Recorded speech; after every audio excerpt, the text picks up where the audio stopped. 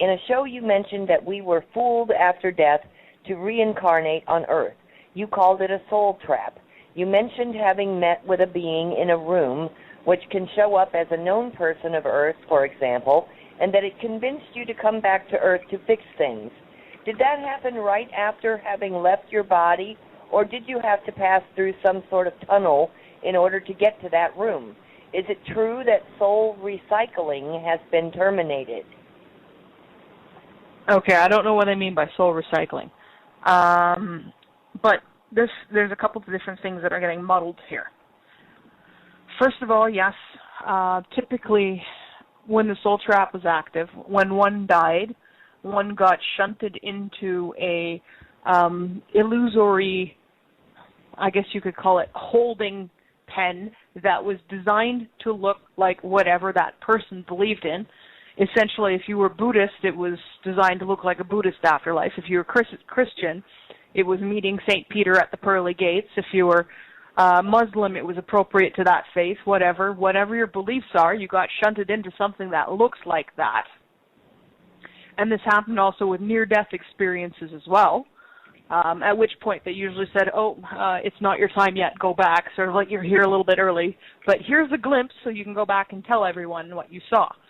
At that point, you would then be confronted by beings or a being who would then discuss your life with you and then say, but you have an opportunity to make things right, you just have to go back. And yes, I did go through this several times in several different lifetimes on this planet. The most recent human lifetime on this planet ended, I would say probably roughly 300 or 400 years ago. It was before smallpox reached the West Coast. I was a West Coast medicine woman of the Salish people, or the people who are now known as the Salish. What's left of my band, they perished in smallpox after I died. But portions of their historical remains can be found at museums in Seattle. After that lifetime, I went directly to this Lords of Karma setup, where they told me, that I had to go back, and I said no, and I left. And at that point, I resumed my higher dimensional existence. And then a couple hundred years went by while I was tooling around doing my thing, and I was approached by other beings who said, Tanaath, we really need you down on that planet. And I said, hell no, I just got out of there. I'm not going back. And they said, yeah, but we really need you down on that planet. And I said, you better give me some good evidence as to why you need me, and this better be worth it. And finally they convinced me, and yes, I did get born on this planet, and here I am. It was not related to the Lords of Karma, and it was not related to the reincarnation trap. It was a voluntary, intentional incarnation, and I was able to recover my memories during this life, or at least those that are relevant to this mission, which is also something that doesn't happen with the reincarnation trap, because they do their best to wipe you before they send you back. I have never remembered who I was in other lives on this planet. This time I did, and it was because I wasn't coming back from the reincarnation trap. I came back deliberately, and yes, it's been difficult. It is not easy to live in two worlds, to say the least. But it's still worth doing, I believe, for your sake and for the sake of this entire planet. Tanaath, what event, you said that you started to awaken and you started to remember your memories around 16. Was there some specific event that woke you up or that you became consciously aware of? Yes, there was. I believe it was a triggered event, one that was supposed to occur at that point in my life, and would have come, if not through that avenue, would have come through another avenue. But this was back in the early days of the Internet, in the early days of chat rooms, and I was a teenager, and I was on a chat room with some friends of my best friend who were located in other cities, and, this was all new to us at the time, and I was fairly new to Wicca at the time. I had converted from Christianity, as I had already experienced some other forms of awakening in my life, such as the development of clairvoyance to a limited extent, and dreams that had a habit of coming true, which my church had no answer for, at least other than no answer that would satisfy me. I ended up having a talk with somebody else on that chat room, and he was talking about past lives in Atlantis, and I was theoretically open to the notion, and I said, yeah, I probably was a farmer in a past life. Yeah, we've all tried different things in our previous lives, and yes, I have been a farmer, but that's not the only thing.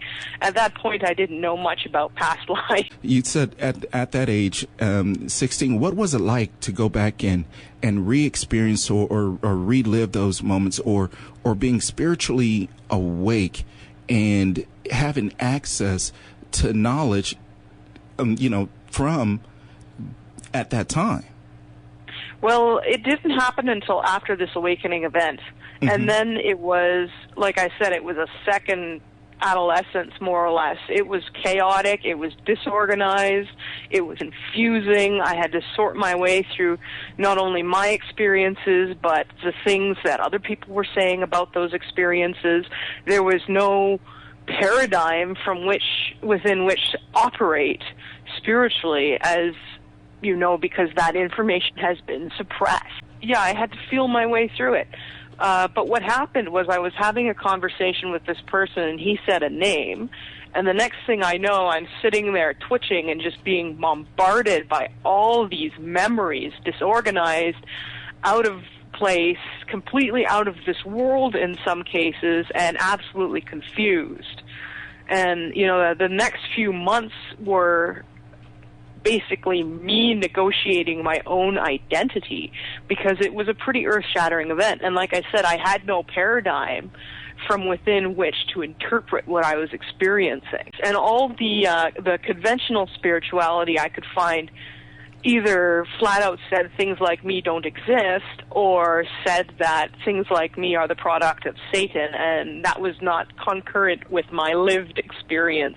I can understand what you're saying about being 16 and then getting flooded with all of these memories or all of this esoteric knowledge. I can only imagine how that affected your life. It was pretty profound. Of course, being an adolescent, at the time, my first impulse was to go tell all of my friends, who thought I was absolutely crazy. But I seem to be particularly resistant to hypnosis. After this triggering of the memories, and I do believe that this triggering was part of my soul contract. If you're probably familiar with that notion. And the exact forms in which those things happen is usually varied and up to change, because the universe is always in motion. It's never standing still. And it happened at that time.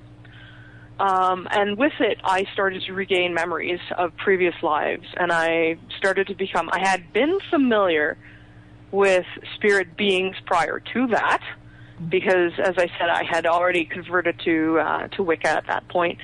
And I had also a number of friends who were highly spiritually active and energy workers. I learned, basic work like making a key ball. Yeah, your body and all living things generate energy, which is referred to by a number of names in a number of spiritual traditions, including ki, chi, prana, whatnot. Just being alive generates this, and you can manipulate your energy field. A lot of martial arts, such as Tai Chi, use this, and a ki ball or a chi ball is basically focused body energy that you make between your hands, and then you can manipulate and throw around and play with. It's fun.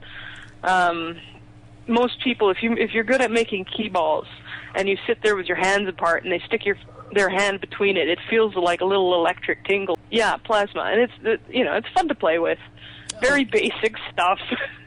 And Tanaath, we want to get into what's your job with the Silver Legion? What is it that you do in the spiritual realm?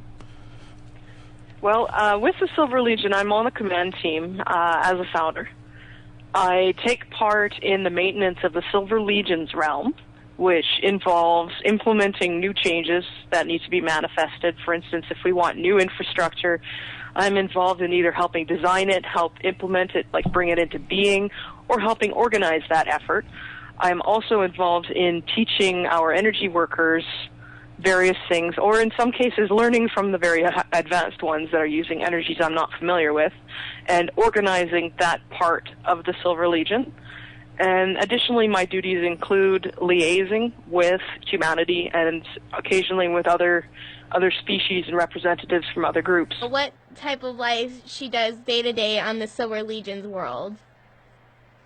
It really depends. A lot of the time I'm teaching. I do teach a number of different, they're not quite like schoolroom classes that you see here, but I do teach a number of different courses to people.